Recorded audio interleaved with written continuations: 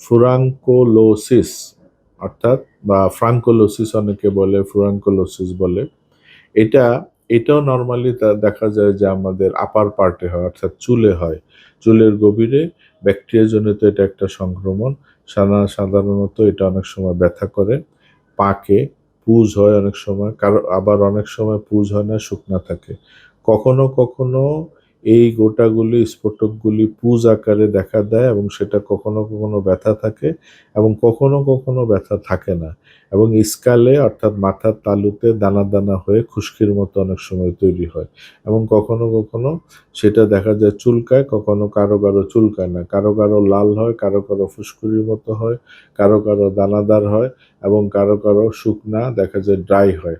এবং এটা ব্যথা থাকে, এটা ফ্রঙ্কোলোসিসে ব্যথা থাকে, স্যাবোরিয়াতে ব্যথা থাকে না, ওটা তৈলাক্ত থাকে, এবং এটা ড্রাই থাকে, বাট এটা ব্যথা থাকে।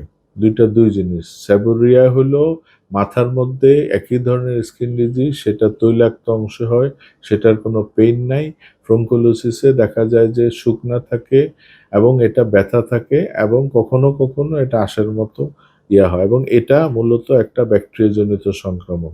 তবে এক্ষেত্রে ব্যাকটেরিয়াল লোশন, ব্যাকটেরিয়ার কোনো অয়েন্টমেন্ট, ব্যাকটেরিয়াজনিত অ্যান্টিবায়োটিক দিলে অ্যালোপ্যাথিতে সাময়িক হয়তো ভালো থাকে, কিন্তু আবার এটা ফেরত আসে। এবং এটার পার্মানেন্ট চিকিৎসার জন্য হোমিও ডাক্তারের পরামর্শ নেওয়া উচিত, এবং হোমিও হলো এটার বেস্ট মেডিসিন।